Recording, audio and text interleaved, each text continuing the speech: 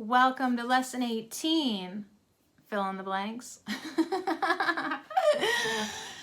Welcome. I love this lesson today. I think so far, and hopefully I'll be able to say this again and regularly and maybe hopefully even obnoxiously, but this is my favorite lesson so far. Why is that? Lesson 18 says, I am not alone in experiencing the effects of my seeing. So this is where it's gonna get interesting for me anyways, because this lesson emphasizes the idea that minds are joined. So now you have my attention spirit, because part of the work that I've been doing in my personal life is kind of gathering people, is collectively like focusing on one thing. Especially with my podcast Herb Oracle, I often say I really feel the power of us coming together. Now it's not live, it's not we're not in the same room, but somehow our minds get joined. And so my listeners will say, "Oh my gosh, like I literally was driving down the road and you were talking about wolves and I looked over and there was like a wolf on the bulletin." Or like one time a guy said to me, like, he says, I was listening to your podcast. He said, and you said you can't physically make things or move things in your life. And at that very moment, he was moving his couch or something. So people, I get in their heads and we connect somehow.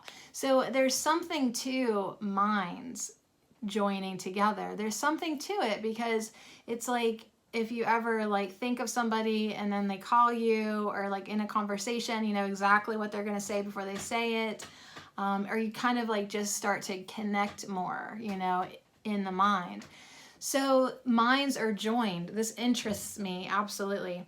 It's a very short lesson. All we have to do is look around, like just random stuff, and say, I am not alone in experiencing the effects of how I see my camera. I am not alone in experiencing the effects of how I see a chair or the light. I'm thankful for this light today, bleaching out my zits, good Lord. Anyways, I am not alone in experiencing the effects of how I see whatever, right? Whatever you see. And then you conclude by saying, I am not alone in experiencing the effects of my seeing. So it, like on the surface, it doesn't seem like much of a lesson, but wait till you hear the notes. You'll see why I love it so much. And yes, I am appreciative of the light.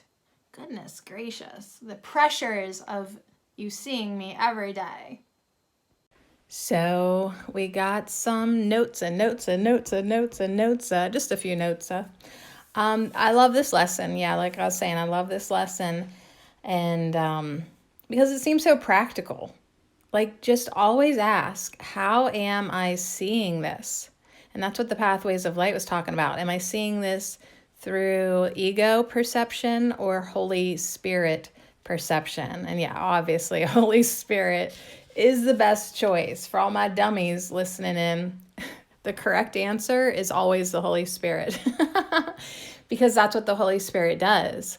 The Holy Spirit corrects the errors of the ego.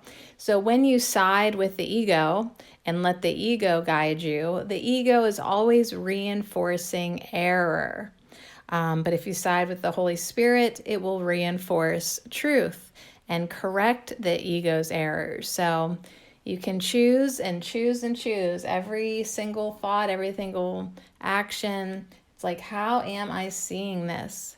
How am I seeing this? And that's just something you can play with during the day when you're observing other people and yourself and your thoughts. And how am I seeing this? The other really cool thing is that, you know, our minds are joined. That's what I love about this lesson too. Our minds are joined and your seeing matters. So that just does a little wordplay. I don't know, it cracks me up because it's like what we're seeing does matter and how we see it matters. And as a matter of fact, it seems like the way we see matters, as in affects the form. It's definitely affecting other minds because our minds are joined. But there's just like a little joke somewhere in there. I've almost got it. But yeah, your seeing matters. So you can literally, maybe, I'm just putting it out there, change matter or the way you perceive this world by the way you see it. So how are you seeing it? That is the question. Are you seeing it through the ego or Holy Spirit? And Tina Jesus also was talking about, how our minds connect. And I guess that's maybe why this is so far my favorite lesson, because the power of thought. Yeah, our minds connecting, our same wavelength thing that we've got going on. Jesus totally cracked me up because he said poo-pooing. And now I love this. I love this terminology, poo-pooing. It's right up there with doo-doo for me when I do that. So society deliberately poo-poos any type of psychic ability, any type of woo-woo. They poo-poo the woo-woo on purpose because not just because they're assholes, but because they want to keep you separated. They want to keep you separated from me. They want to keep you separated from everybody so that you don't know your power and you don't know the connection that we have with each other. They don't want us to become powerful. So they're going to poo-poo anytime you have a little woo-woo. And they're going to be like, oh, well, you're into that weirdo shit. Yeah, bro, I fucking am. Because I love it and I see the power in it. And when we come together, I feel it and I can feel connected to you and I can get on your same wavelength and I know what you're going to say right before you say it because I'm in your head and you're in mine. Our minds are connected. So this is encouragement to us to continue to train our minds and also to get closer to each other. Our lack of intimacy is really another one of the ways where we haven't realized our connection and power with each other. And when we start to open up and we share our thoughts and we don't keep as many secrets and we literally just take down the barriers in our mind and we have a willingness to see if we want to be on the same wavelength or not, then we really can start to see how our minds are connected. We are not thinking any of our thoughts alone. And that is power. That is helping with the collective consciousness, with the collective mind, when we maintain a loving frequency.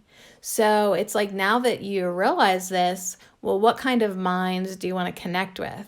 Do you want to connect with angry, hateful minds, or do you want to connect in a loving frequency? So for all my dummies, that's the right answer. Holy Spirit is the correct answer. And yeah, a loving frequency is also the right answer. Right? See what I mean? I love it. I was just talking to my mom about this too. It's like, like when people come into my life, I can take a very egoic perspective, or I can take the perspective of the Holy Spirit. So if you come into my life and my ego is going to guide me, I'm going to judge you. I'm going to evaluate you. I'm going to glue red flags over everything that I see about you. I'm going to keep you at a distance. I won't let you into my mind. I won't want to get into your mind. The ego does not want to connect, really, unless it's in like, let me tell you what I hate. Let's attack somebody together. Let's talk about politics. So I love that part of the notes. And of course, I love the poo-poo part of the notes. A poo-pooing. Society deliberately poo-poos. I mean, what's not to love about the notes today? But the thing is, we do have to figure it out. That we have power in our thoughts. We have power in our focus. And so what I see I'm not alone in experiencing the effects of my seeing, because what I see matters. And it adds to the collective, and what you're seeing matters. And so we need to come together more often when we're trying to see different things, better things, more loving things, totally differently. Like, instead of seeing, I'm looking at the postman, I'm like, is it for me? It's not for me. It's not for me today. Okay, fine. Yeah, we want to get out of ego and more into Holy Spirit, the way we see. So, and the more we do that together, when we come together, we hang out, we think about this. Like, I might be thinking about this now, but no matter when you watch this video, when you're thinking about it in your now, you're adding to it. It's like all getting added to, because there is no time. Anyways, that's a different video. I'm going to just let somebody else take care of that one. We do need to train our mind. I like that part. And I'll be honest, I'm getting more open and willing to be more close, heart-centered, and intimate with people. Like, actually have real conversations.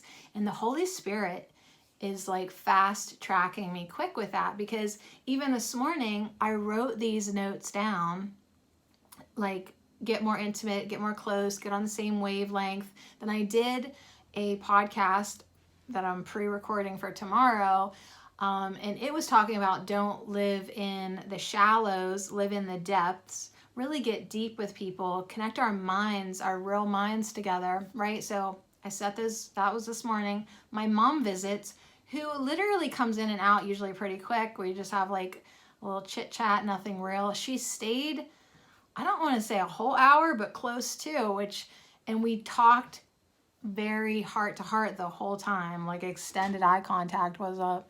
And we talked about feelings and mind and perspective, and it was like a good conversation. So just like, as soon as I'm willing to let it in, knock, knock, it's out the door. You know, it's there for me, which makes me realize that, like, basically my holdup in life is my fault. I get it. But also that I have so much power to change and, you know, to really ask myself, how am I seeing this? So here's the Pathways of Light. Who's going to talk about that? Pathwaysoflight.org. Welcome to the reading, A Course in Miracles, Workbook Lesson 18, Insights. I am not alone in experiencing the effects of my seeing. One question I can ask myself as I see anything is, how am I seeing this? Through the eyes of the ego or through Christ's vision? I am doing one or the other all the time. Training my mind to look at how I am seeing things will help me step back from the ego's perspective. When I step back and choose Holy Spirit, I can receive the Holy Spirit's correction of perception. I can learn to see behind the form to the love that is always there. Because minds are joined, how I see things affects the world.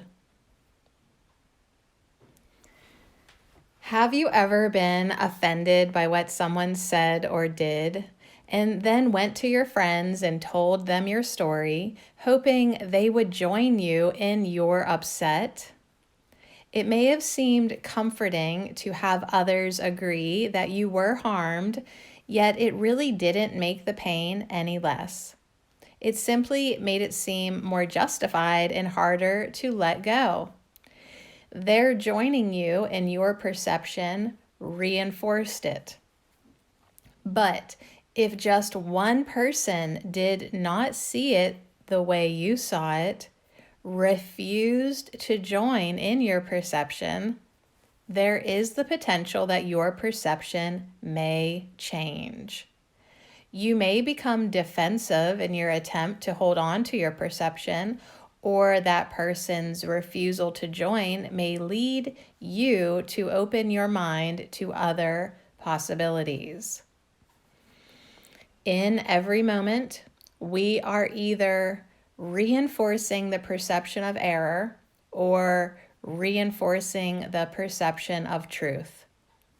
If we choose the ego as our guide, we reinforce the error and make it seem more real, both in our own mind and in the minds of all those who believe in the error.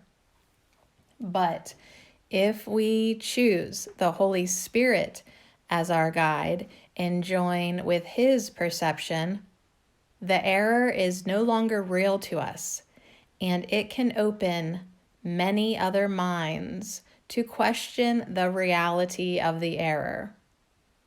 Each time we join with the Holy Spirit's vision, it has far-reaching effects.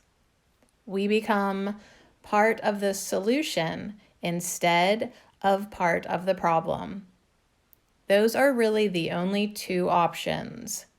We either reinforce the problem, or in choosing the Holy Spirit as our guide, we bring the light to the error. This not only dissolves the error for us, but opens the door to vision for many far beyond what we can know. We are truly not alone in experiencing the effects of our seeing. pathwaysoflight.org. Okay, so obviously, dummy, the Holy Spirit's always the best choice. Here, let me give you a cheat sheet. The right answer is always love. Of course, wouldn't that have been funny in school if like you wrote down love for every answer, and then of course you got every answer wrong, and you're like, but my mommy said love was always the right answer. Can you tell that Spirit woke me up at 4 a.m. to read, meditate, do my Pathways of Light 30-day listen and receive journaling after I listen to the meditation CD, which I love. Anyways, I'm starting to feel yeah, I've been up since 4 a.m. feel. Like I need real food. I'm getting a little goofy. But you know what? I really appreciate Spirit getting me up earlier so that I can do this all. I can get it all done. I'm not feeling like I'm trying to catch up with anything. I feel like it's all doable. Yes, I'm going to need a nap, or at least lay down and rest, but it's okay. It's all right to just be guided all the time. Yeah, that's it. Holy crap. I almost forgot to give you a cookie. Be sure to go to A Course in Cookies on Instagram. I love these things, and I love you too. So thank you so much. Yeah, clocking out.